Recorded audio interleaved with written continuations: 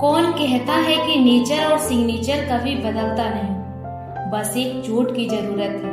अगर उंगली पर लगी हो तो सिग्नेचर बदल जाता है और अगर दिल पर लगी हो तो नेचर बदल जाता है।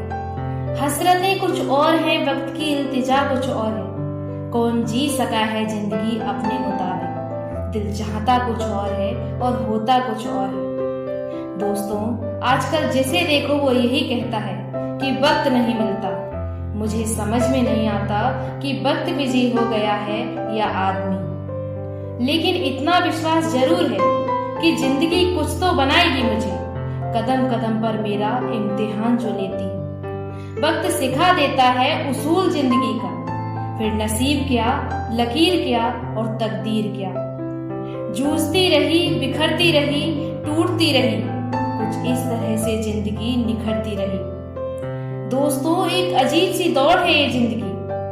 जीत जाओ तो कई अपने पीछे छूट जाते हैं और हार जाओ तो अपने ही पीछे छोड़ देते हैं। जिंदगी की हकीकत में बस हमने इतना ही जाना है, दर्द में अकेले हैं और खुशियों में सारा जमाना है। जिंदगी में अपनापन तो हर कोई दिखाता है, लेकिन असलियत में अपना कौन है ये तो सिर्फ वक्त ही बताता है।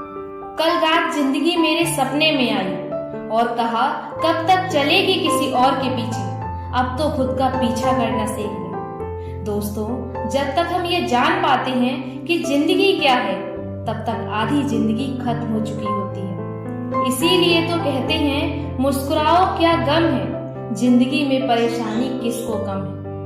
अच्छा या बुरा तो केवल मन का भ्रम है, जिंदगी का नाम ही कभी खुशी कभी गम है।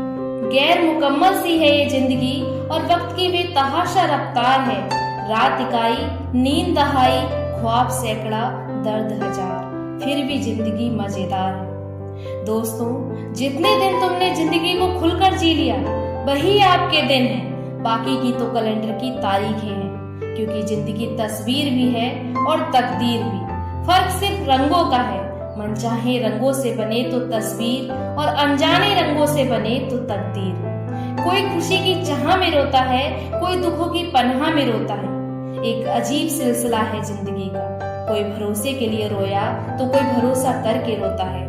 इसीलिए कुछ इस तरह से मैंने अपनी जिंदगी आसान बना ली, किसी को माफ कर दिया और किसी से माफी मांगी। दोस्तों, वीडियो के अंत में बस इतना ही कहना चाहूंगी कि कबीरा ये तन खेत है, मन वच करम किसान।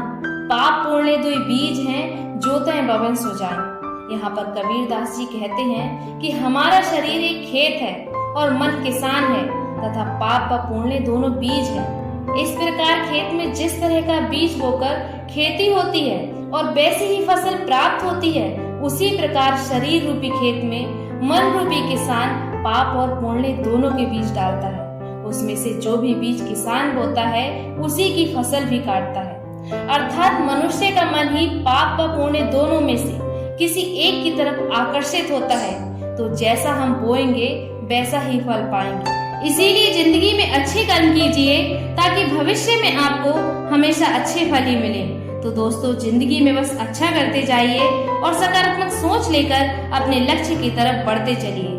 मैं मिलूंगी आपसे जोश और जुनून और मोटिवेशन से भरे एक और वीडियो के साथ। बने रहिए हमारे चैनल के साथ। Thanks for your time.